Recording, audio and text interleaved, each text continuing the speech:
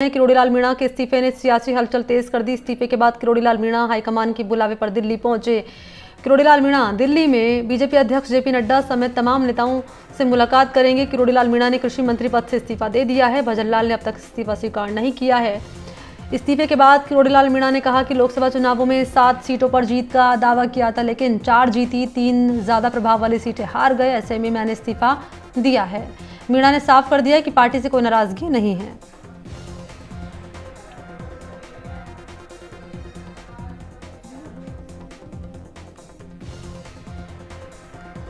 10 दिन बाद फिर से राष्ट्रीय अध्यक्ष ने बुलाया। ये भी कहा गया है किरोड़ीलाल मीणा से, पार्टी से मेरी कोई नाराजगी नहीं है। कह रहे हैं किरोड़ीलाल मीणा, पार्टी लाइन पर काम करता हूं, पार्टी से कोई नाराजगी नहीं है, संगठन और सीएम से कोई शिकायत नहीं है।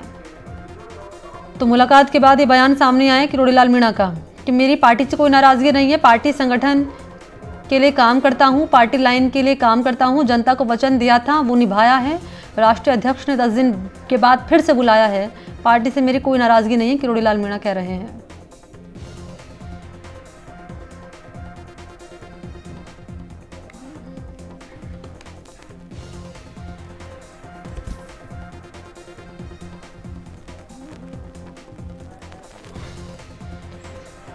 तो दिल्ली बुलाया गया था हाईकमान की ओर से किरोड़ीलाल मीणा को, और मुलाकात के बाद ये बयान उनकी ओर से दिया गया है।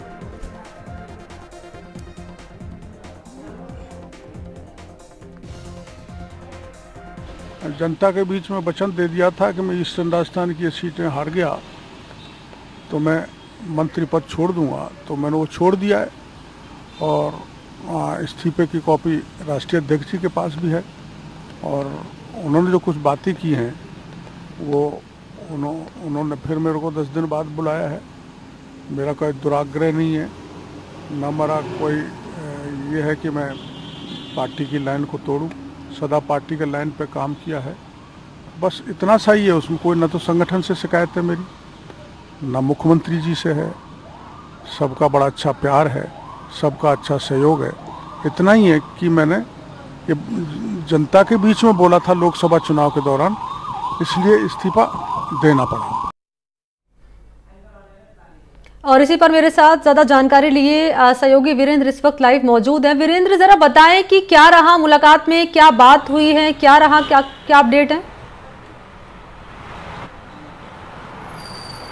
बिल्कुल, देखिए मनी, आपको बताना चाहूँगा कि जो राजस्थान के जो हम कह सकते हैं कि पूर्व कृषि मंत्री हैं, कैबिनेट मंत्री जो कि किरोड़ीलाल मीणा हैं, उनकी मुलाकात बीजेपी के राष्ट्रीय अध्यक्ष और केंद्रीय मंत्री जेपी नड्डा से हुई है। और उस मुलाकात के अंदर उन्होंने जो अपने जो इस्तीफे को लेके भी यहाँ पे मंथन किया गया, क्योंकि जिस तरीके से आपने देखा कि कल जो किरोड़ीलाल मीणा ने अपना इस्तीफा मुख्यमंत्री को भेज दिया, लेकिन अभी तक वो स्वीकार नहीं हुआ है। और इसी के सिलसिले में एक जो कह सकते हैं कि जो किरोड़ीलाल मीणा हैं, उनकी मुलाकात बीजेपी के राष्ट्रीय अध्यक्ष जेपी नड्डा से हुई और उसी के अंदर उस इस्तीफे को लेके यहाँ पे चर्चा की गई। और अब फिर उन्हें 10 दिन के बाद फिर से उन्हें दिल्ली बुलाया गया। यानी जिस तरीके से आपने देखा कि लोकसभा चुनाव के अंदर 4 जून को जैसे ही रिजल्ट आता है, उसके अंदर आप देखेंगे कि जो किरोड़ीलाल मीणा हैं अपने इस्तीफे की एक कॉपी मुख्यमंत्री भजनलाल शर्मा को भेजते हैं और दूसरी जो कॉपी है वो बीजेपी के मुलाकात में क्या रहा वीरेंद्र? क्या इस्तीफा स्वीकार कर लिया जाएगा, हम ये मानकर चले, या नहीं किया जाएगा ये मानकर चले, मना लिया गया, नहीं मना लिया गया? और 10 दिन बाद जो बुलावा दिया गया है फिर से दिल्ली आने का,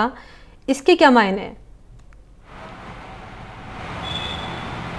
बिल्कुल, देखिए मैंने आपको बताना चाहूँगा कि जिस तरीके से जो किरोड़ीलाल मीणा के इस्तीफे की अगर मैं बात करूँ तो किरोड़ीलाल मीणा का इस्तीफा अभी तक स्वीकार नहीं किया है। हालांकि इनके डिपार्टमेंट के जो जिम्मेदारी है वो 2 मंत्रियों को दी गई है, जिसमें ओटाराम देवासी हैं, उनको उनके एक डिपार्टमेंट की जिम्मेदारी दी गई, जबकि दूसरे डिपार्टमेंट की यानी कृषि जो डिपार्टमेंट है उसकी जिम्मेदारी है, कृषि मंत्रालय की जिम्मेदारी है, वो के विश्नोई को दी गई है। तो यानी जो विधानसभा के अंदर अगर कोई भी इन दोनों विभागों से जुड़े हुए सवाल आते हैं तो उनके जवाब की जिम्मेदारी इन्हीं दोनों मंत्रियों को होगी और उन्हीं को उन सवालों के जवाब है वो दिए जाएंगे। इसके साथ साथ आपको बताना चाहूँगा कि किरोड़ीलाल मीणा ने अपने इस्तीफे को लेके जब पूरे कल एक धार्मिक कार्यक्रम के अंदर अपने इस्तीफे का ऐलान किया था और उसको सार्वजनिक तौर पे कहा था कि जिस तरीके से मैंने जनता के साथ वादा किया था कि अगर ये सीटें बीजेपी नहीं जीतती है तो ये कह सकते हैं कि जो अपना इस्तीफा है, मंत्री पद से इस्तीफा है,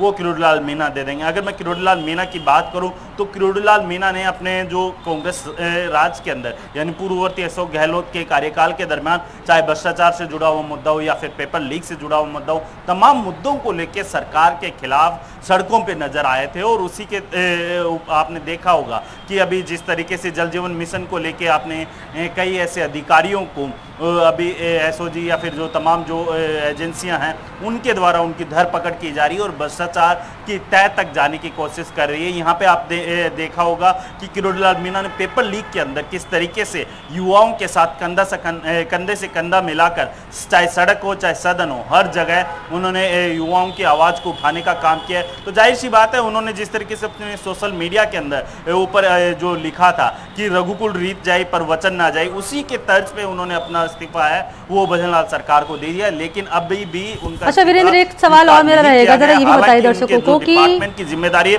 वीरेंद्र ये बताइए कि इससे पहले भी इस्तीफा दिया गया था, वो स्वीकार नहीं किया गया, फिर मेल करके दिया गया, वो स्वीकार नहीं किया गया, अब सामूहिक तौर पर इस्तीफा दे दिया गया, वो स्वीकार नहीं किया जा रहा। लेकिन यहाँ पर अड़े हुए हैं किरोड़ीलाल मीणा ये कहकर कि साहब मैंने वादा किया था, वो वादा मैंने जनता से किया, वो मैंने निभाया है। क्या लग रहा है कि बगावत के मूड में यहाँ पर किरोड़ीलाल मीणा नजर आ रहे हैं? क्या ये मानकर चल सकते हैं या फिर कुछ और वजह इसके पीछे की? देखिए, जिस तरीके से मीडिया ने भी इसको लेकर सवाल उठाए थे, उसके अंदर भी कहा था किरोड़ीलाल मीणा ने क्या वजह है कि आपने इस्तीफा दे दिया। तो उन्होंने साफ तौर पे कहा था कि लोकसभा चुनाव के दरमियान उन्होंने सार्वजनिक तौर पे ऐलान किया था कि अगर ये सीटें नहीं जीती जाती है, पूर्वी राजस्थान की जो सीटें हैं जिसके अंदर आप देखेंगे दौसा, सवाई माधोपुर या फिर ये जो अन्य जो सीटें आती हैं, वो सीटें अगर बीजेपी नहीं जीतती है तो वो अपना इस्तीफा मुख्यमंत्री या फिर अन्य जो लीडर्स हैं उनको सौंप देंगे। तो इसी के तर्ज पे उन्होंने अपना इस्तीफा दिया। हालांकि उन्होंने 4 जून को भी अपना जैसे ही रिजल्ट की घोषणा हुई थी उस दरमियान भी उन्होंने अपना इस्तीफा दे दिया था, लेकिन उस इस्तीफे की अभी तक कोई एक्सेप्ट नहीं हुआ था। उसके बाद आपने देखा होगा कि जिस तरीके से फिर मेल के माध्यम से उन्होंने मुख्यमंत्री भजनलाल शर्मा को भी इस्तीफा भेजा, उस दरमियान भी नहीं हुआ।